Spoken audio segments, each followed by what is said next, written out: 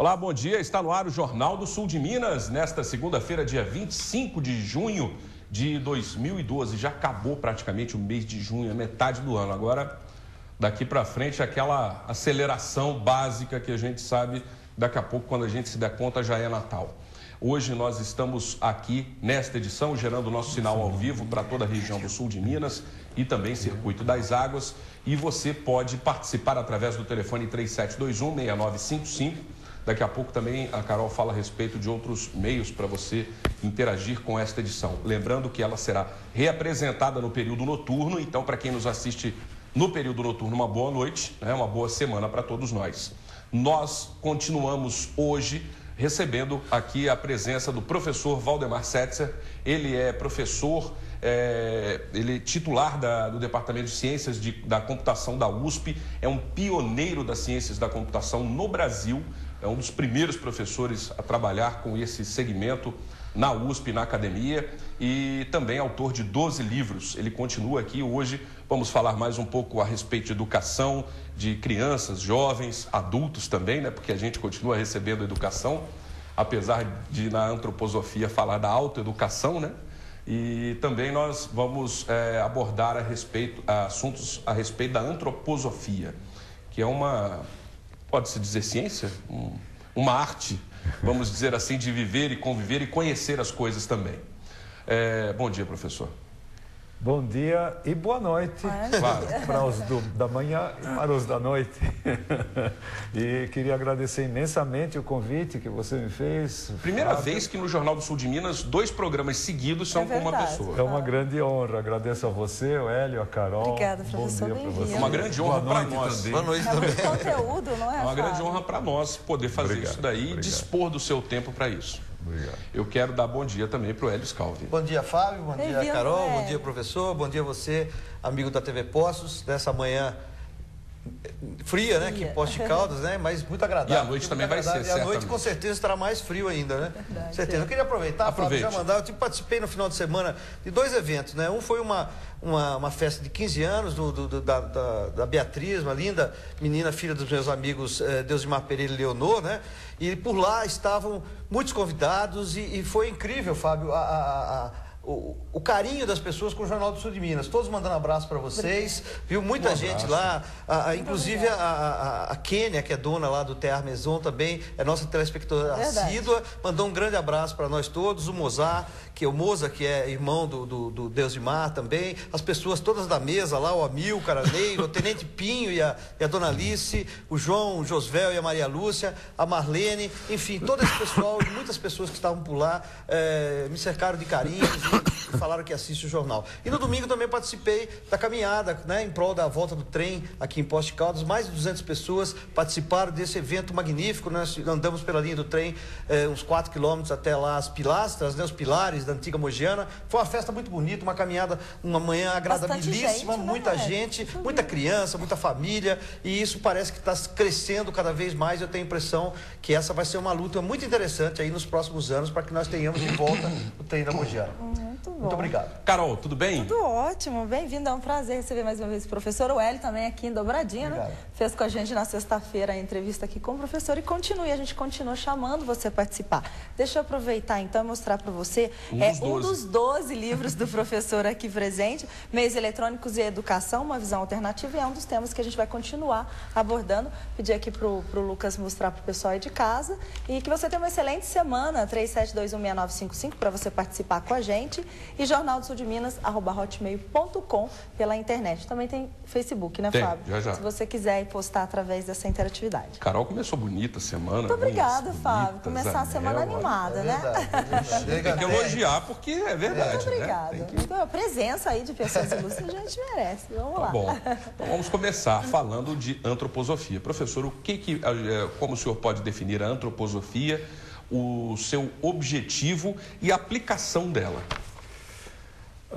Fábio, a antroposofia poderia ser caracterizada como um caminho. É um caminho que procura levar o que há de espiritual dentro de cada ser humano para o espiritual no universo. Então, já se vê que existe um ponto de partida absolutamente essencial. A antroposofia é uma concepção de mundo espiritualista. Ela não é materialista. Materialista é a concepção de mundo que admite exclusivamente fenômenos físicos e químicos, substâncias físicas, químicas, somente matéria no universo. E eu caracterizo o espiritualismo como uma concepção que admite, por hipótese de trabalho, idealmente, e não por crença, que existem também fenômenos e também substâncias, entre aspas, membros, por exemplo, no ser humano, que não são físicos. E eu tenho muitas evidências para isto, não é? Que provavelmente não vai dar tempo de falar, mas eu vou citar uma só. Certo? Como é que se poderia entender fisicamente a origem da matéria e da energia no universo? Como é que de repente aparece matéria ou energia? Essa é uma evidência, digamos, externa no tempo, longínqua no tempo, etc. Se põe a culpa no Big Bang, mas isso não resolve nada, essa explosão primordial, porque se deveria fazer a pergunta, e antes da explosão, o que é que houve, certo? Não é? Mas também existem evidências interiores. Se a gente pensar bem, e eu tenho várias evidências para isso, a gente chega à conclusão que nosso pensamento, nossa memória, nossos sentimentos, nossa vontade não tem origem física.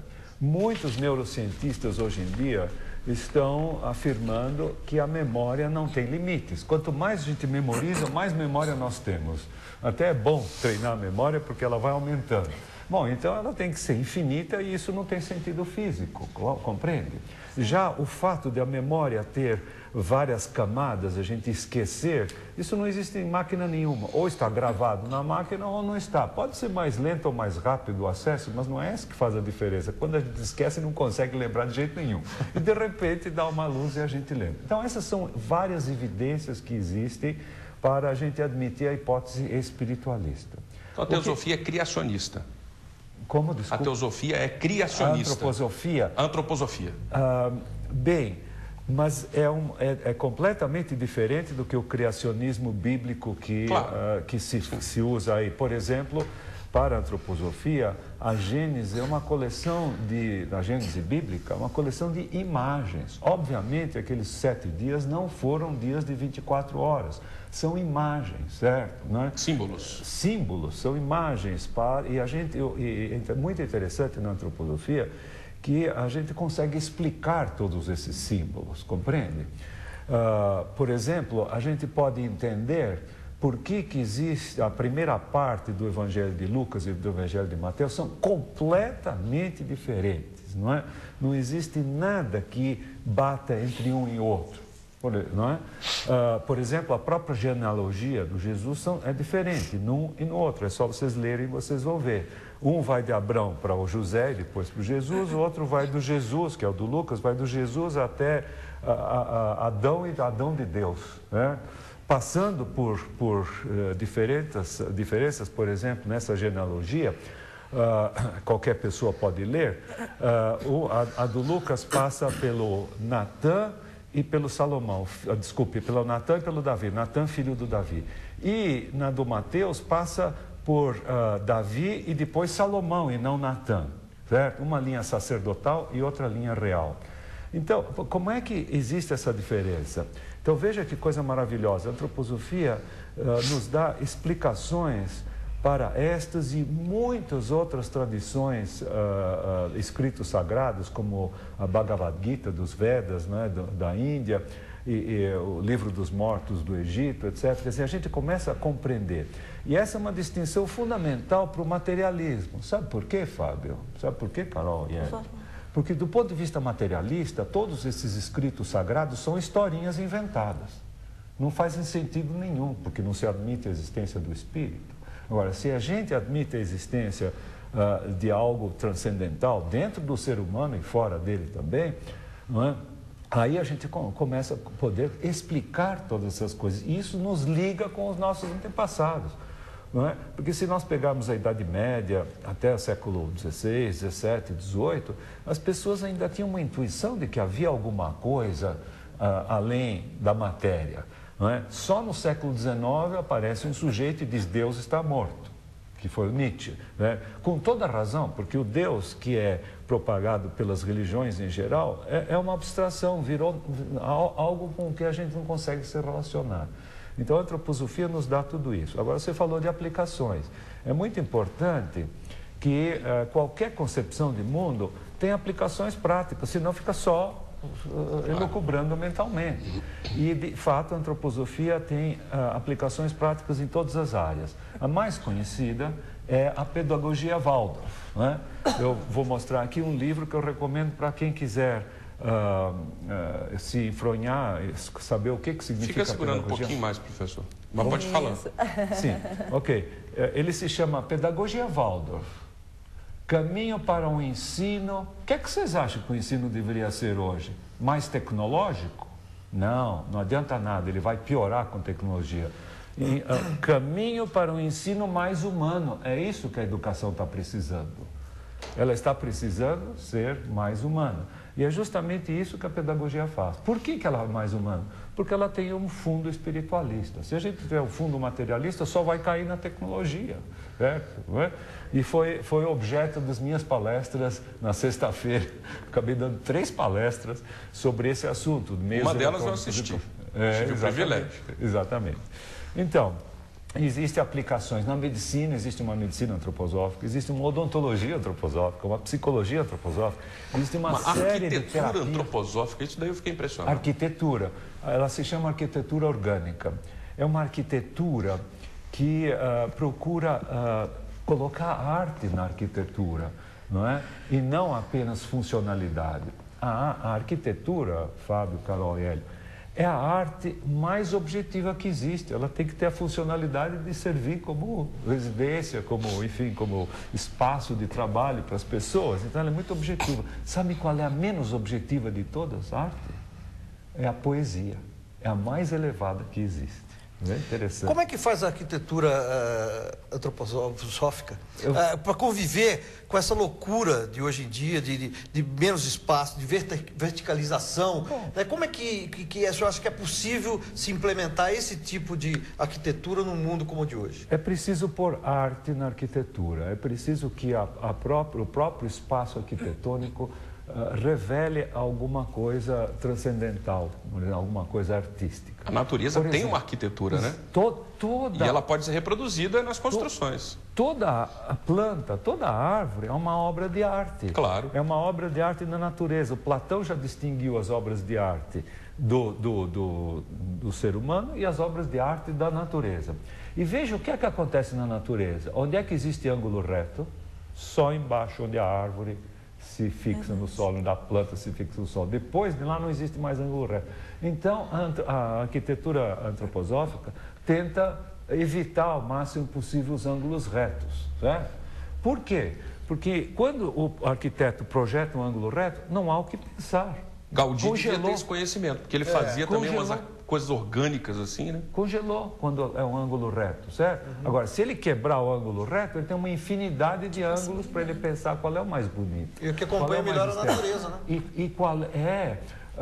tanto que a sede do movimento antroposófico, que fica na Suíça, na cidade de Dornach, perto de Basel, da Basileia, ela foi projetada pelo Rudolf Steiner para, de certa maneira, se integrar com aquele ambiente das montanhas do Jura que a gente vê por trás, compreende? Quer dizer, é uma coisa mais ou menos integrada com o ambiente, não é? Quer dizer, para fazer parte daquilo. Então, esse é muito rapidinho, uma pequena base. Voltando assim à origem, o Steiner, ele, pelo que eu li, ele também bebeu dos conhecimentos teosóficos. Bem, essa é uma questão delicada, pelo seguinte... Por isso é que tem essas referências, por exemplo, vamos dizer, não podemos dizer esotéricas nem ocultistas. Não, são. Mas pode dizer. Então pode tá, vai, dizer, que seja. dizer. Então, por isso que tem esse viés também? Não. Aconteceu o seguinte, até o fim do século... Steiner, o fundador da antroposofia, o Rudolf Steiner, nasceu em 1861. Até o fim do século XIX, ele se dedicou à filosofia e à ciência, certo? Ele se formou na faculdade, ele cursou a Escola Politécnica de Viena e depois fez um doutorado em filosofia na Universidade de Rostock, na Alemanha. Pois bem, ele tinha essa formação científica e filosófica e ele se dedicou a isso até o fim do século XIX. No começo do século XX, ele tomou uma decisão muito difícil na vida dele, de ele começar a expor as pesquisas, e é muito interessante usar essa palavra, porque realmente foram pesquisas esotéricas que ele fazia do mundo espiritual. E o único grupo que ele encontrou que estava disposto a ouvir, o único grupo que estava disposto a ouvir um enfoque conceitual sobre o espírito foram os teósofos. Então, ele começou a dar palestra nos grupos de teósofos na Alemanha. E teve tanto sucesso que ele foi indicado como secretário-geral da Sociedade Teosófica na Alemanha. Né?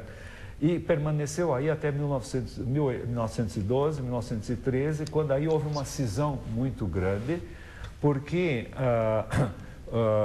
a Sociedade Teosófica tinha achado um garoto na Índia, chamado Krishnamurti, e tinham declarado que ele era uma reencarnação do Cristo. E isso o Steiner não podia admitir de maneira alguma. Ele começou a dar palestras a partir de 1909, 10, sobre a questão do Cristo, que foram palestras muito importantes, absolutamente originais, você não encontra em nenhum outro lugar esse enfoque dele. E aí houve essa cisão da Sociedade Teosófica. Agora, é muito importante entender que desde o começo ele entrou na Sociedade Teosófica com a liberdade de transmitir os resultados das suas pesquisas espirituais e não aquilo que vinha da teosofia. É lógico que existem várias coincidências, como existe coincidência com o hinduísmo, com o budismo, com o cristianismo original, porque no fundo todos eles estão bebendo da mesma fonte. Então existem coincidências, mas a maneira de apresentar foi única. Acho que eu não consegui achar mais nenhum outro autor que apresentasse essas coisas espirituais de uma maneira tão clara, conceitual, para a compreensão. Rudolf Steiner diz que é muito mais importante se compreender o espírito do que ter a percepção espiritual. Legal. Agora a gente, no próximo bloco, vamos passar a questões mais práticas, como educação e tudo mais. E a gente quer também a sua participação, 3721-6955, Jornal do Sul de Minas, @hotmail.com, e daqui a pouco no Facebook, fabio.zambrano.pocos. Voltamos a instantes. Você está assistindo Jornal do Sul de Minas. Apoio Cultural. Café Subásio. Para quem não tem medo de autor.